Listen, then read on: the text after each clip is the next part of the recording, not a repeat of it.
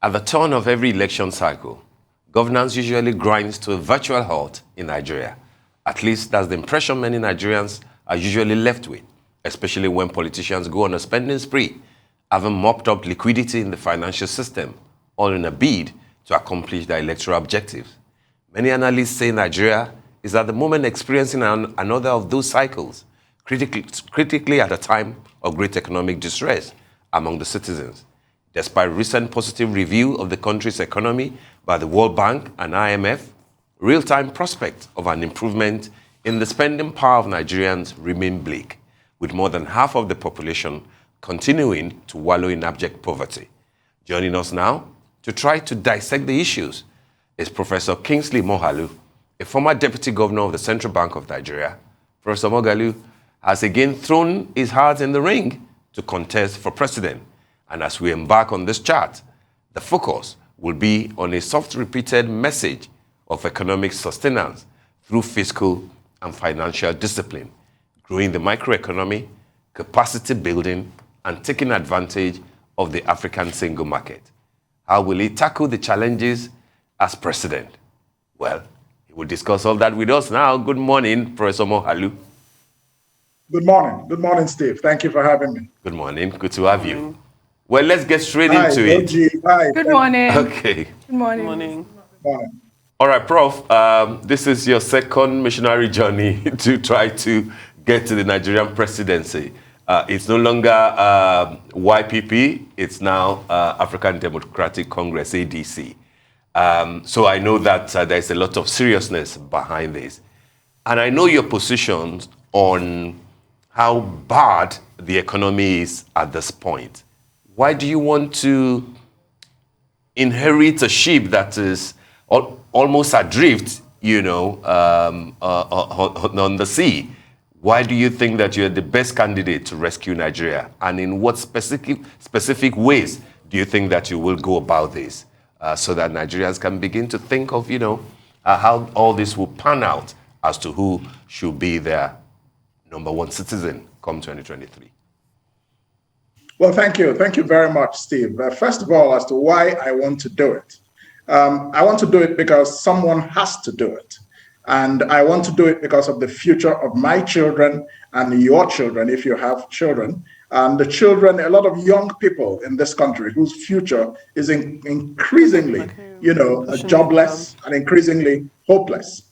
So the future of our youth is at stake. That's number one. Then the second point I'd like to make is, why me? If you look at the crisis Nigeria is facing today, it's fundamentally two things: a crisis of nationhood and a crisis of economic welfare of its citizens, about 50% of who live in extreme poverty.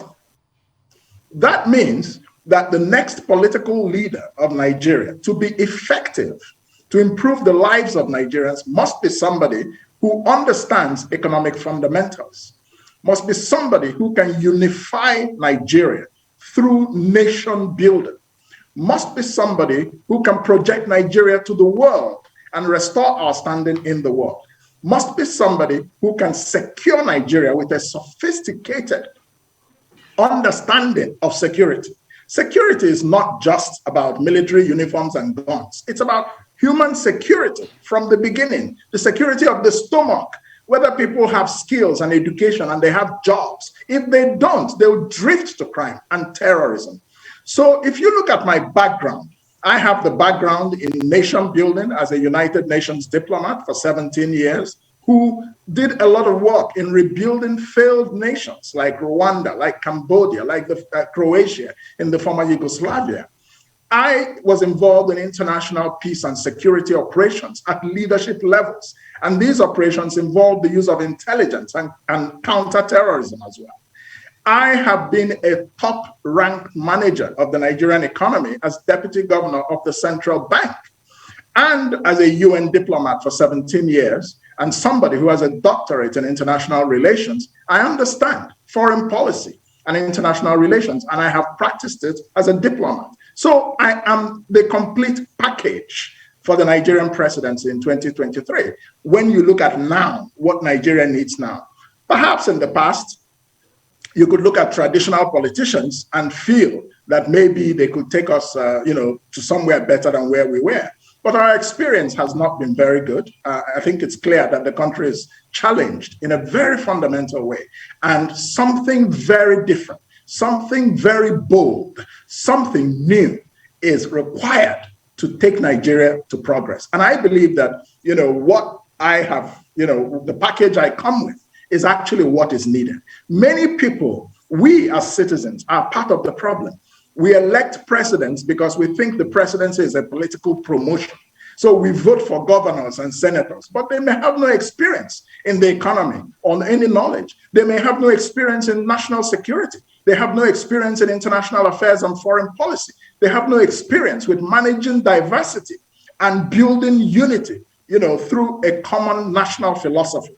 This is what I bring to the table, and this is what Nigeria needs now. So when we change the parameters through which we select our leaders, then we will have the hope of progress. And so this is the message that I have, and this is the package that I bring. Thank you.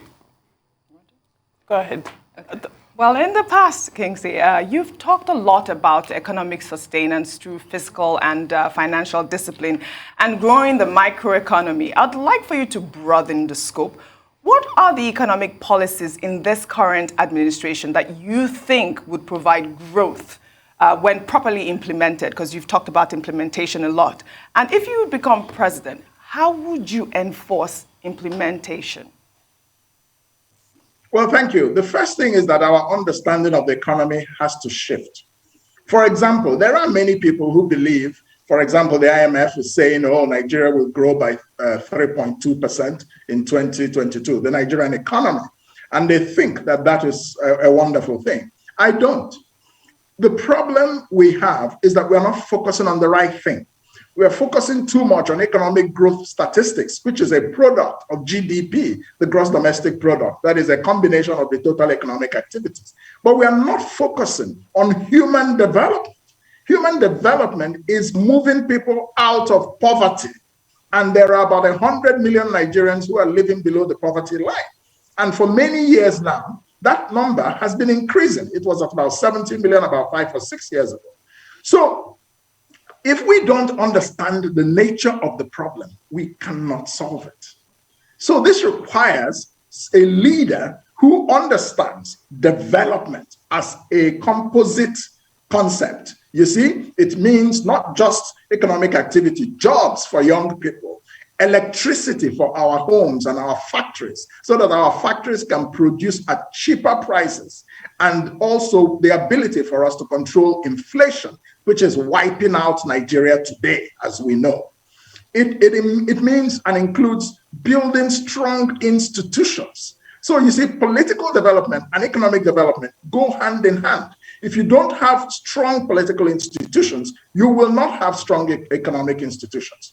For example, today, politics is in the air.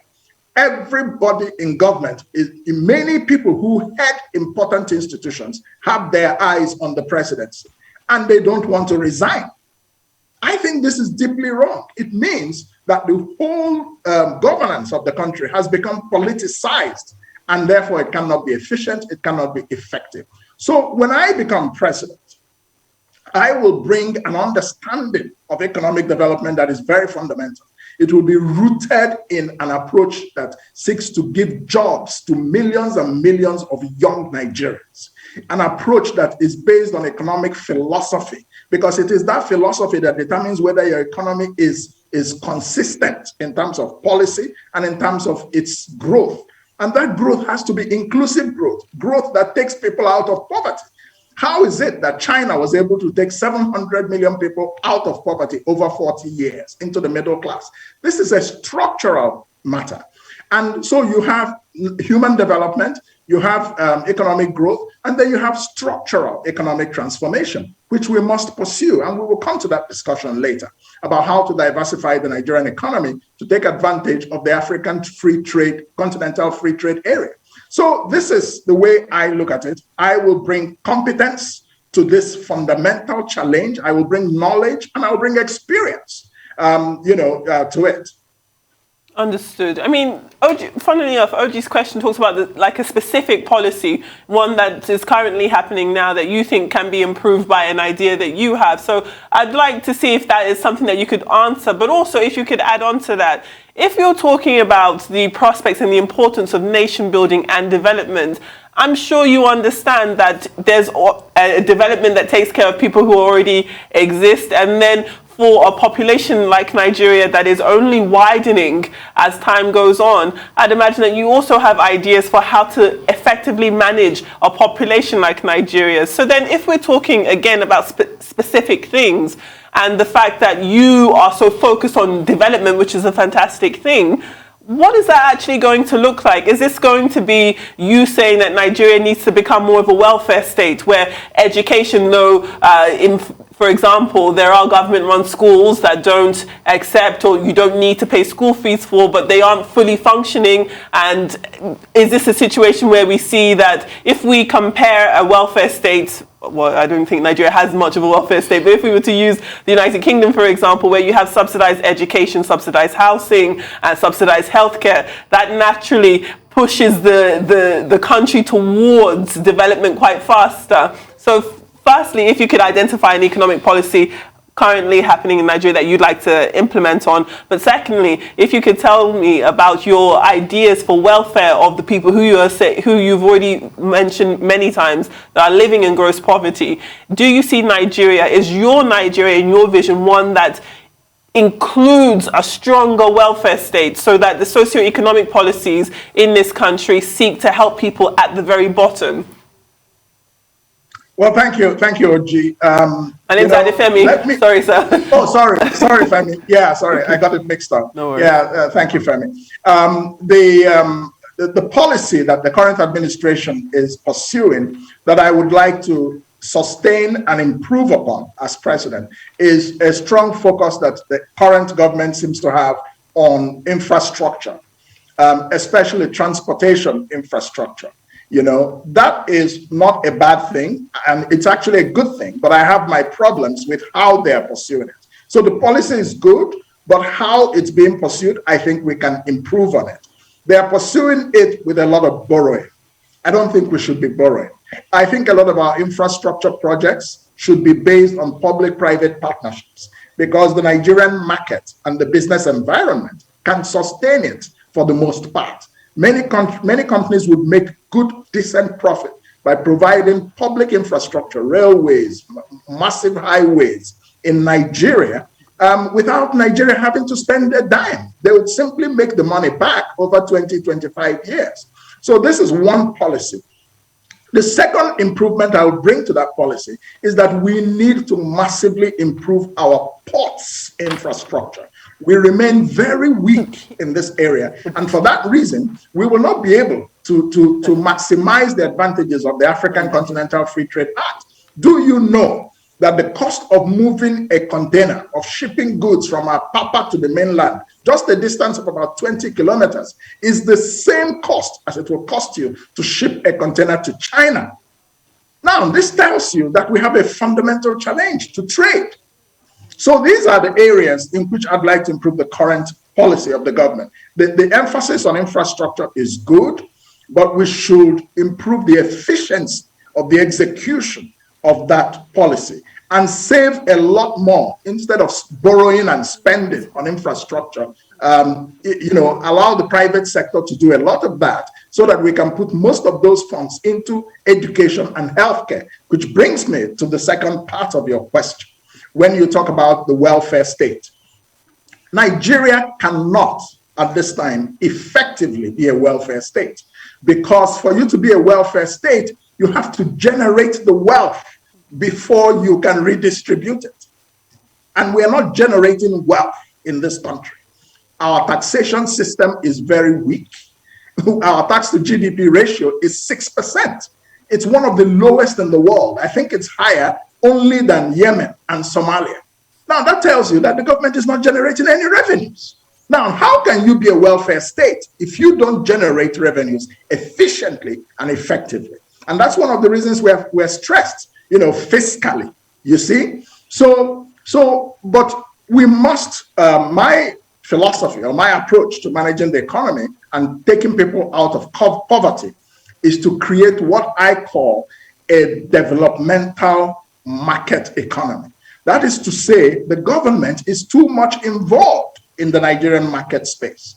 The government should withdraw, provide an enabling environment, remove all these multiple taxations and double taxations on a few people, reduce the taxes, but spread the collection of those taxes. Many more millions of people paying smaller taxes will give Nigeria far more revenues than increasing the prices of increasing a lot of taxes, and just very few people, only about 10 million people out of about 70 million people who should be paying tax in this country are doing so. And as president, I'm going to fix that. People will pay less taxes, but more people who can pay will pay, so that we can actually fund education, fund healthcare, fund pensions, and provide social security to our old people who have worked hard for this country. I will make sure of that as president.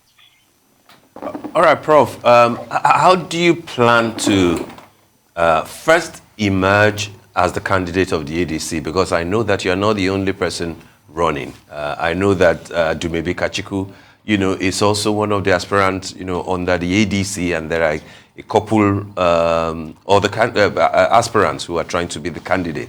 So first part will be, why do you think you will be the choice of the new platform upon which you are running now? And after that, what are your chances against, shall we say in terms of politics, bigger names who tend to place more emphasis on structures that win elections than, ideals and ideologies and, campaign materials? So running, even if you do become the candidate of the ADC, how will you fare against the candidate of the PDP and that of the APC? Maybe SDP to an extent too, because this will boil down to politics. Yes, thank you very much for that question, because, no matter our governance preparation, no matter how qualified or competent we are, first of all, we have to win in a democratic setting to get to have the opportunity to do the things we want to do for Nigerians. Now, and I approach this with a lot of humility. In my party, there are many or several aspirants. ADC? And I hope that I will emerge as the candidate of the party. And the way that I would do that is to make the case for why my candidacy will be far better for the party than that of other aspirants, based on what I bring to the table in terms of experience, track record, knowledge, global networks and exposure and recognition. So these are all factors, that will be argued in the context of the primaries. And of course, with all due respect to my co-aspirants, with whom I would like to work very closely after the primaries, because they're all so talented and good people, but they're not as experienced as I am in the factors that leadership of Nigeria requires. And that's a fact, it's a verifiable and empirical fact, and so now after the primaries, hopefully one has taken the ticket. The next thing is what you talk about, the competition against the so-called big parties, which, let's not forget, brought us into the ditch that Nigeria is in today. I will go about this from two angles. One is that we are already developing a massive structure across the country. This structure will be also complemented by a lot of alliances that are moving towards me today in Nigerian politics. Many people across this country, in the northern part of the country, especially in the west and in the southeast, are coming to identify me as the best hope for Nigeria because of what they can see that I bring, because of the fact that one does not have, a record of corruption or non-performance, So we're building the structures that are necessary to win elections. That I can tell you. I cannot reveal how far we've gone, but I can tell you that our structures across the country are extensive. And many groups that have structures are, declaring their support for me. If you followed the news in recent weeks, you would have seen quite a number of those groups, including the group formerly called Atiku State of Mind, which defected to me to support me, and they are now in the Moghalu State of Mind.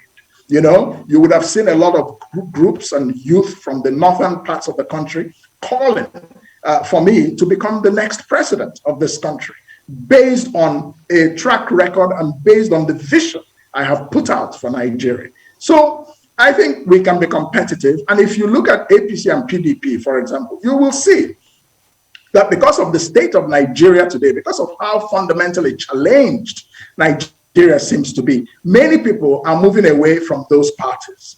If those parties were to put people like myself as their candidates for president, of course, there will be a different, perception of them. But, what's the likelihood of their doing that with 100 million naira forms and, 40 million naira nomination forms? You'll find that the focus is actually not on a proper leadership search. The focus is on collecting money from people who have it, many of them who are in the public sector and have unexplainable wealth. And that's not what's that's not what Nigerians want now. Nigerians need something different, something bold, something new. We need to become a 21st century country with a leadership that is modern, youth-focused, focused on the youth and the needs of the youth. They are almost 70% of the population, and that's where I fit in. I'm running for president because when I look at my young children, young men and a young woman, I feel that they should have a future in this country that is even better than the one that I had growing up. Instead now, it's worse than what it was when I was growing up. And that's not sustainable, I think. But it calls for a paradigm shift, a leader that can inspire, a leader that can mobilize, a leader that can lead, actually. You see? And a leader who does not have a hidden agenda. Yeah, I'm sure that's the group, the Moghalu State of Mind. I'm sure that's what they're pushing. Well, earlier you faulted the continued stay in office by members of President Muhammadu Buhari's cabinet who are seeking elective office. I believe we have ministers Amechi, Chris Ngige, Nwaduba. Why do you think they pose a threat in the Nigerian politics? If I'm correct, they still have time, according to the Electoral Act 8412. The ministers can stay in office up to 24 hours before the primaries.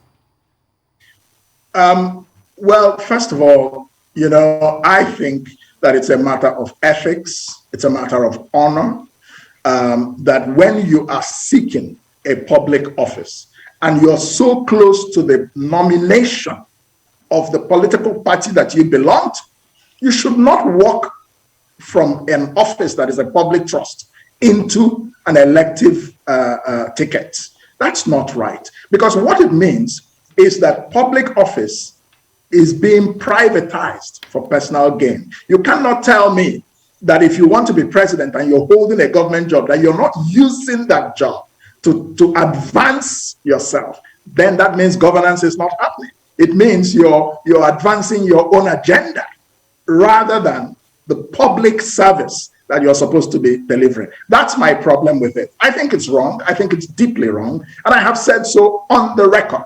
And it's not targeted at any individual. It's a principle. That's all I'm talking about. All right, Prof, we want to thank you so much for these candid views that you have expressed.